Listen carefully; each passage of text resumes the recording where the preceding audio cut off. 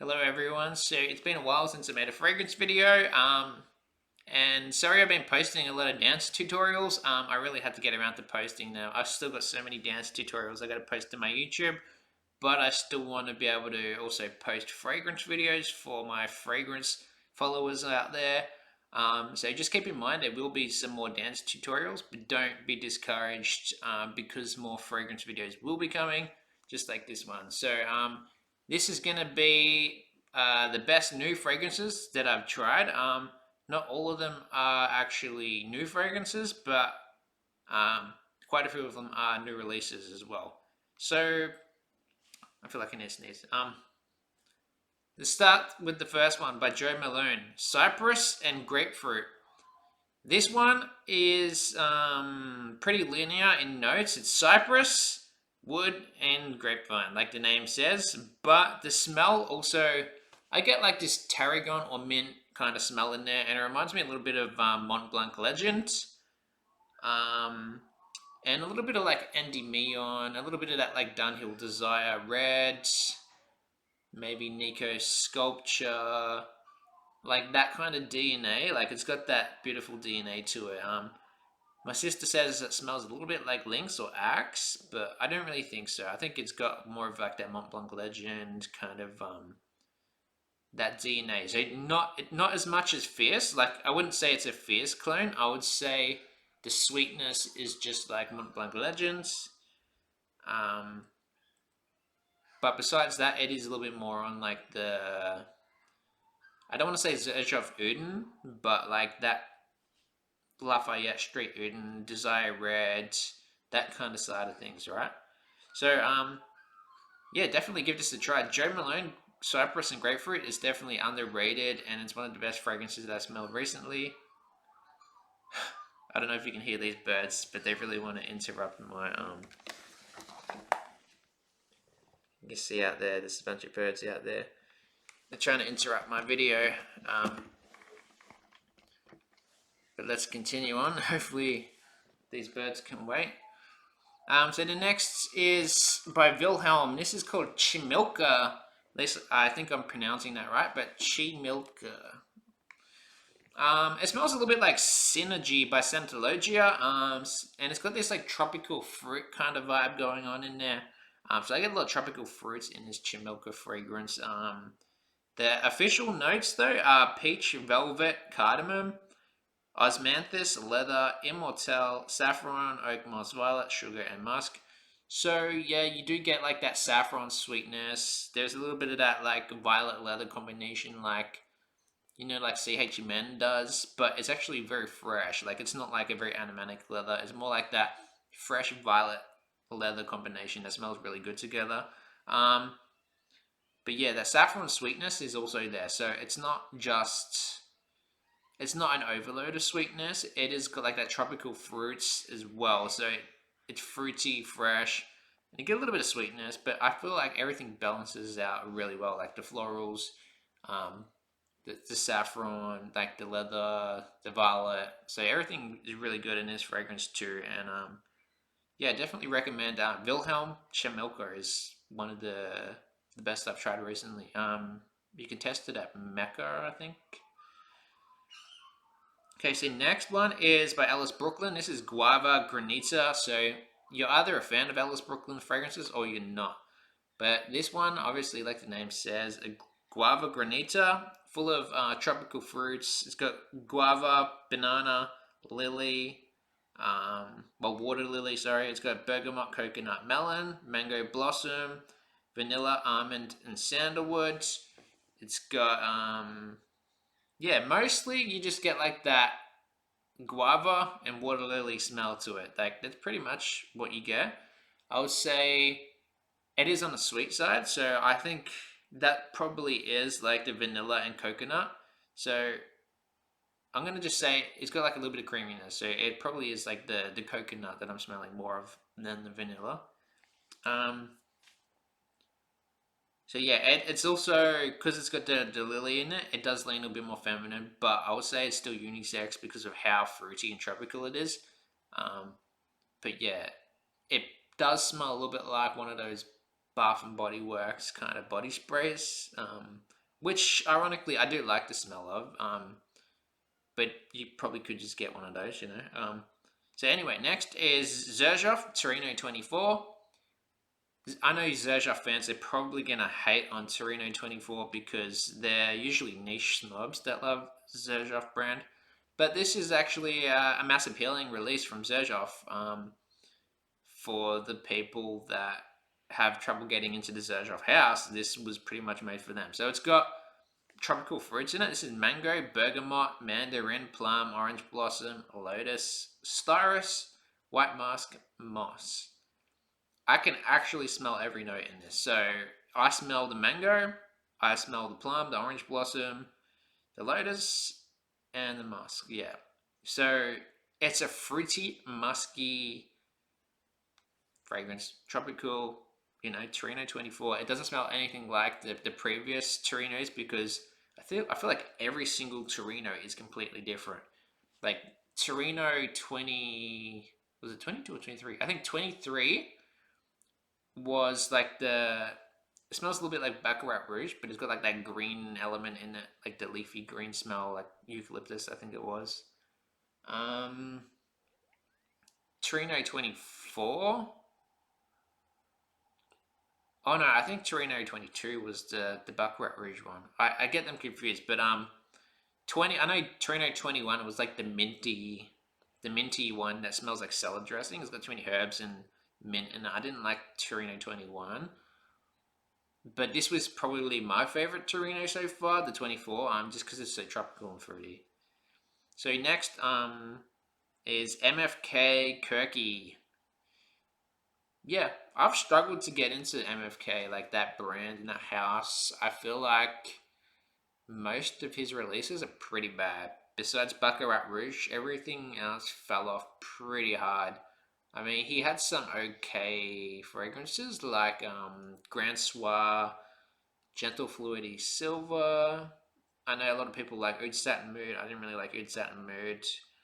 I liked Amorous Home, but none of them really reached that same level of success as Baccarat Rouge 540. So Kurky, I feel like this is good. I like Kurky because it's fruity, and I don't think he ever released any fruity fragrances so far from MFK, and they really needed that in that house because everything was like super challenging. It was like either really sweet or really fresh, or like a mature kind of like rose or something like that, or oud. But yeah, anyway, what are the notes in Kurky? It's raspberry, peach, gummy candies, fruity notes, white musk, vanilla. Now, with that said, this is definitely kind of inspired by Gossip Nights by Granita. A little bit of that 100 Silent Ways kind of DNA in there. It's got a little bit of that Tonka peach smell from Gallagher. So they're the main fragrances I would compare to Kurky. Would be like Gossip Night, 100 Silent Ways, and yeah, Tonka peach. If you like that musky sweet peach, then definitely give this a try. I feel like the musk and vanilla are pretty much like really like strong in this fragrance, and the peach is like, for a peach fragrance, I feel like the peach is pretty well done. Like I've smelt more synthetic peach. It's not super realistic, but it's at a quality where I'm happy with the peach in this. Whereas like the opening smells pretty realistic, and then it gets a little bit more synthetic in the dry down, but not as bad as some other fragrances, honestly. Like, yeah. So next is Goldfield and Banks Pacific Rock Flower. So this is the new release, the flanker to Rock Moss, and this is definitely more salty. It's still got a little bit of that original DNA, like the wood, the sage, the moss, but then they turn that up a little bit more. It's way more salty, way more marine. Like there's a little bit of a seaweed smell in here. Like it actually smells like the ocean. But then it's got like these florals which do like kind of make it more feminine. And I will be honest, I'm not a fan of the florals in here. It kind of throws me off a little bit. like the same way as when I smell which one was it? It was that fragrance by Perfume and Aroma. Aqua Aqua di Sale? I think it's called Aqua di Sale or something by Perfume and Aroma. It had these florals in there that just didn't really work with that kind of like marine DNA in my opinion. But this one's still alright. This one smells pretty good. This one's like it's got sea salt, citrus, eucalyptus, tea, peony, mimosa, tuberose, sandalwood, cedar, and oak moss. Um, Maybe it's the eucalyptus that also doesn't really work. It could be the tea that doesn't really work in here. But I still do prefer the original rock moss over this. I feel like the original is just way better than rock flower. But if you do want something a little bit more salty and more feminine, and you're not a real big fan of the woody sage smell of the original, this one does kind of like it balances that out a little bit more. So the next Azzaro Forever Wanted Elixir. Forever Wanted Elixir by Azzaro. So my first impressions were this smells like that 1 million golden oud. It smells a little bit like Spicebomb leather and Ferragamo intense leather. So if you have to compare it to three, that's the three I would compare it to. I like the leather in here. I like the spicy nutmeg leather kind of smell they have going on. But this also has raspberry, mandarin, cardamom. It's got lavender, sage, leather, wolfwood, and vetiver. So I haven't seen wolfwood used in a lot of fragrances, but if you ever seen the anime Trigun, wolfwood was one of my favorite characters from Trigun. So just putting that out there. Yeah, I feel like that's super cool. It's got a note called Wolfwood. Anyway, yeah, it does have that raspberry leather in there though, so some people aren't really keen on that combination of raspberry and leather, so just keep that in mind. The dry down's really nice. The raspberry disappears in the dry down, and it becomes more of like this nutmeg spicy leather. But I would probably still choose intense leather or like 1 million golden oud or Spicebomb leather over this one. This is still good though, just keep in mind the other ones you probably want to wear instead. So next is by Bruno Cucinelli, Eteree or Eteree. I can't pronounce that, but it definitely sounds like French or Italian or something. So this has citrus, bergamots, cardamom, cedar, basil, and it smells to me like Mr. Burberry, the EDT version. And I get this minty tarragon smell, a little bit of ginger in there. Well, I originally did think it was citrus, ginger, mint, but yeah, it hasn't got mint or ginger or tarragon in there. It's just basil and citrus with cardamom. So I think Mr. Burberry had cardamom in there, so maybe I'm getting a little bit of that with the basil. So that could be like similarity there or something. But this is good. I like this fragrance a lot, and I haven't heard anyone talk about this. It was honestly, I've seen it in the shop a million times, and I just walked past it because I was like, the bottle didn't look that interesting or anything. But then I was just bored. I'm like, I'm just gonna try it anyway. I tried pretty much. There's like 5 fragrances there. I tried all 5, I think it was, and this was the one that stood out the most out of the 5. Was the Eteree. So yeah, definitely give this one a try. You either like it or you won't like it, just like Mr. Burberry. But I personally like this one. So next is Boss Bottled Bold Citrus. So it broke the internet, this fragrance, right? Everyone's talking about it, and for good reason. I feel like it's a cross between like Eros Energy and Coach Green. Probably some people are going to compare it to Aventus out there because everything gets compared to Aventus, but I don't think this is like an Aventus fragrance at all. So it takes the Aventus DNA out of Eros Energy, in my opinion. But also Eros Energy had like this plastic synthetic musky smell to it. So this is like a better quality Eros Energy, which is good because I don't like the quality of Eros Energy, which was my main problem with that. smelled a bit cheap and synthetic and like plastic or something. But I feel like this, I would grab this over Coach Green or Eros Energy any day. So this, for a boss fragrance, the quality is super high. Like I think I compared it to like Chanel. Like the citrus was like in the opening, I had like this really good quality citrus. Dry down, yeah, it's more generic. It smells more like Coach for Men or something in a dry down. But you know, it's one of those fragrances that really gonna get you lots of compliments. And for a citrus fragrance, I think it's done really good. Like it's not boring or too basic.